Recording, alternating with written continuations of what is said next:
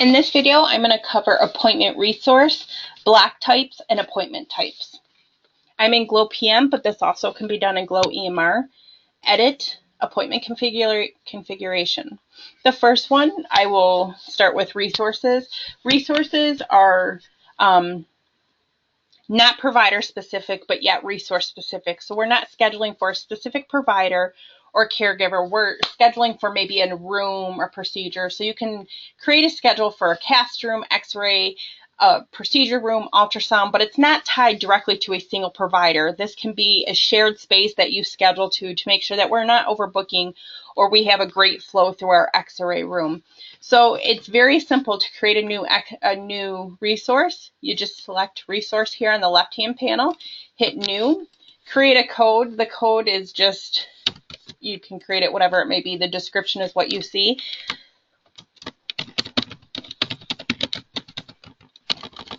So an injection and users, you could just create that to all. You can do a reminder. So if you have patient reminders, this will still send out patient reminders unless this box is checked. Then patient reminders will not go out for appointments scheduled inside a resource. Save and close.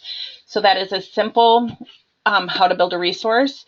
And you'll see resources are again separate than the providers. You have a cast room and you could schedule on that cast room. It doesn't have a template. It's just you fill it in as you go in schedule. So it's creating a schedule not associated with a provider. And that is right here in resources. Next is the block type. So these blocks are hard blocks.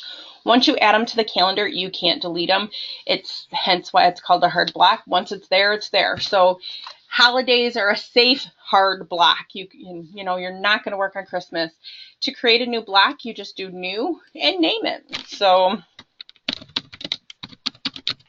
and save and close. You can have as many as you'd like.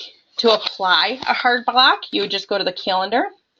I'm going to go to, I know this provider doesn't have a lot going on. I'm going to go to sample provider in my database here. And Monday. And I'm going to insert a hard block. And you just right click, new block schedule. I'm going to pick a block type and I'm going to do a meeting.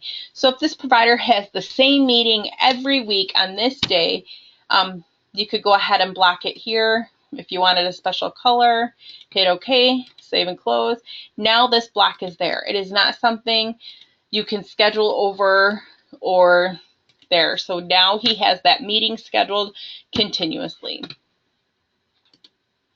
Appointment types. You build your appointment types before you build a template. So what type of appointments does the provider see? The standard I have already built. You have your new patient established, follow-up, post-op. To create a new one, you would just hit new. You can name it whatever you would like.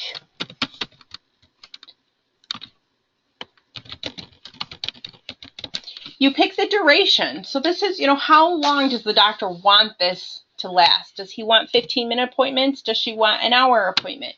You choose the duration or the provider chooses the duration. And then you could also assign, is this considered a follow-up appointment or a new patient? And this helps with some reporting things. Something else that is very helpful is picking a color. So if you have a template and you have all these colors, at a glance you know these are our rechecks, these are our new patients, vice versa.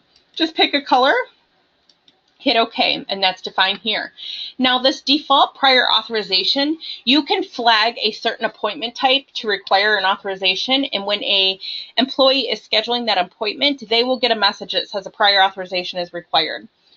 Very helpful. And then turn off patient reminders. This is for patient reminder calls. So if you have the reminder service, if you check this, the patient will not get a patient reminder. So there's some things you may not want to send a patient reminder for, whatever that may be. If you want them to receive a reminder, you would just simply leave it unchecked, save and close, and you just can build as many or as little appointments as you like. I have seen 2 appointment types and I have seen where they have 50 appointment types. This is very practice specific to how you want your schedule. Thank you for watching.